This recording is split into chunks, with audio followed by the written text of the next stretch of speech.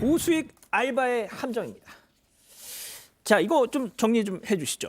일단 새 아이를 키우는 20대 여성에게 어떤 사람이 이제 소셜 미디어를 통해서 이제 접근을 해왔습니다. 뭐 육아 장을 보고 있다. 이건 어떤 거냐, 저건 어떤 거냐 이렇게 정보를 알려달라고 했는데 거기서 조금씩 알려주기 시작한 겁니다. 거기다 대고 이제 고마우니 내가 이제 당신을 위해서 일자리를 소개해주겠다 이런 식으로 접근을 했습니다. 그런데 알고 보니까 이 고수익 알바라고 했던 것이 결국에는 보이스피싱 조직이었습니다. 그래서 처음에는 돈만 받아서 자기 회사에 입금만 해주면 된다. 투자 금액 같은 거다라고 했는데 투자 금액을 왜 모르는 사람을 통해서 이제 건네받겠습니까? 뭔가 이제 세탁을 하려는 움직임이었겠죠. 이제 그 다음에 이제 이거를 확인하고 본인이 지인이 있었는데 지인까지 체포된 뒤에야 자신이 가해자였다는 거를 뒤늦게 깨닫게 됐다고 합니다.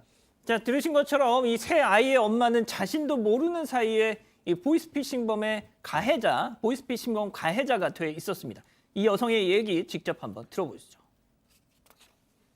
아기들이 참 뭐 예뻐요 뭐 이런 식으로 연락이 왔어요. 육아 정보를 좀 가르쳐 달라 해서 이것저것 막 가르쳐 줬죠. 그냥 돈을 받아서 이제 자기 회사에 그냥 입금을 해주면 된대요.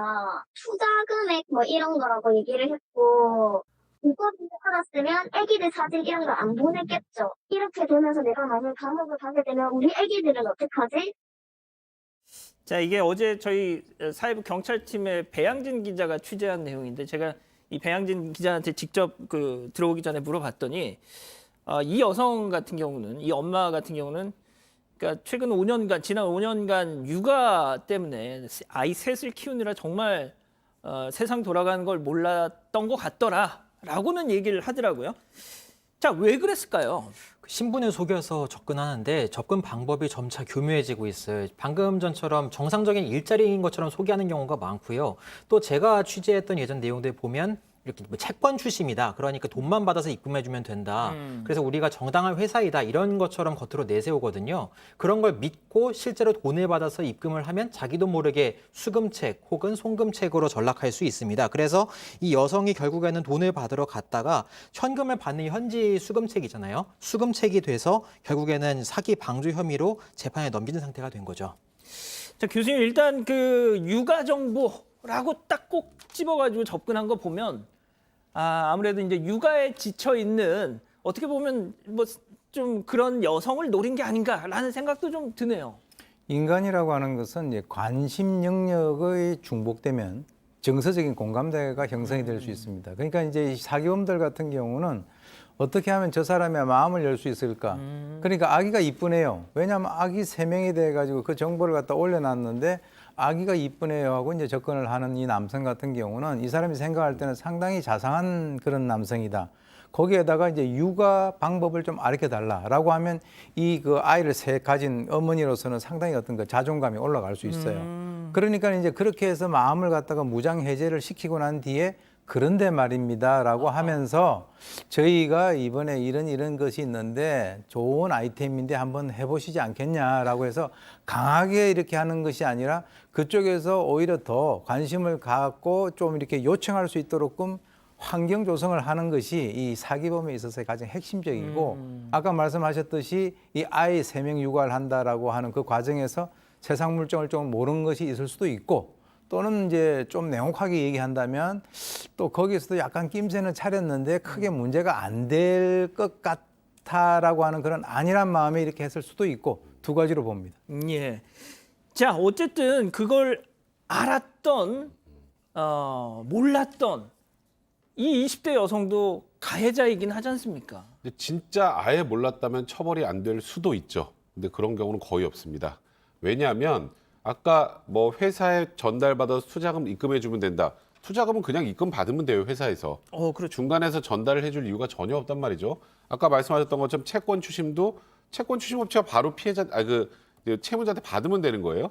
하나 건너오면 이건 거의 대부분 보이스피싱이라고 보고 또 문제는 이게 본인이 그냥 너무 친해서 선의를 줬다면 진짜 몰랐을 수 있지만 대가를 받잖아요. 근데 이렇게 간단한 일을 하고 대가를 어느 정도 많이 받는다는 거 물론 완벽하게 이게 보이스피싱이라는 건 몰랐을 가능성이 많지만 그래도 이게 정상적이지 않다라는 그런 정도의 의심은 충분히 할 수 있거든요. 물론 아까 그 20대 여성분께서는 진짜 몰랐을 수도 있을 것 같은데 그렇더라도 이분의 머릿속으로 들어가서 진짜 안 하는지 몰랐는지를 판단하는 게 아니라 기존의 행동을 기초로 판단하기 때문에 또 이게 워낙 보이스피싱 피해 요즘 크지 않습니까? 그래서 이런 경우에 현실적으로 처벌을 피하기는 좀 어려울 것 같습니다. 그러니까 저 20대 여성도 이게 불법은 아닌지 점점점 이렇게 약간 좀 그렇죠. 의구심은 보였던 것 같아요. 어찌 보면 저런 내용 자체가 본인도 뭔가 좀 이상하다는 걸 느꼈다면 아예 그래도 이 정도 뭐 대가가 온다면 어쩔 수 없지라고 생각하는 미필적 고의가 있다고 볼 개연성이 많다는 겁니다. 예. 자, 이 기자 최근에 말이죠. 유독 저희도 몇 번이나 이런 거 전해드렸잖아요.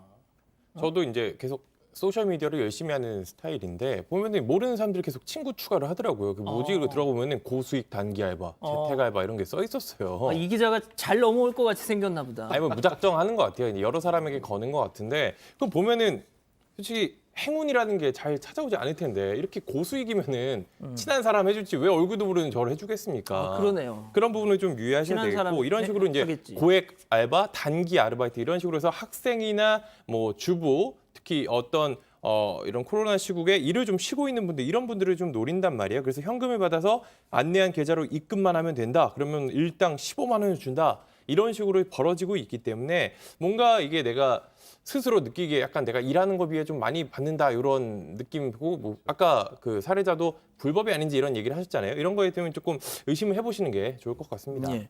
자, 일단 요즘 뭐 이 경기가 안 좋아서 그런지 뭐 코로나 때문인지 요즘 부쩍 이렇게 고액 알바 뭐 이게 기승을 부리는 이유를 뭘로 봐야 될까요? 사실 코로나 여파 때문에 자영업자들도 지금 문제가 어려움이 많고 또 일자리도 줄고 있잖아요. 그래서 실직하신 분들이 많습니다. 이런 분들한테 뭐 연락을 해보면 뭐 하루 일당 30만 원 줄 수 있다. 단순히 돈만 전달하면 된다. 우리가 요청하는 것만 하면 된다. 합법적인 일이다. 이런 식으로 얘기를 합니다. JTBC 취재진이 저희 뭐 배양진 기자를 비롯한 저희 취재진이 연락을 했을 때도 그런 식으로 합법적인 일자리인 것처럼 말을 했다고 합니다. 당장 일자리가 없는데 솔깃할 수밖에 없는데요. 그렇더라도 이렇게 한 달이 건너서 돈을 건네는 일이라면 조심하셔야 됩니다.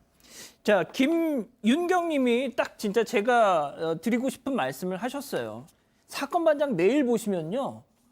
이거 진짜 이런 걸 예방하실 수 있습니다. 예, 정말입니다. 저희가 워낙 많은 다종다양한 범죄 유형을 이렇게 설명을 드리기 때문이죠. 자, 두 번째 사건 이렇게 마무리하고요.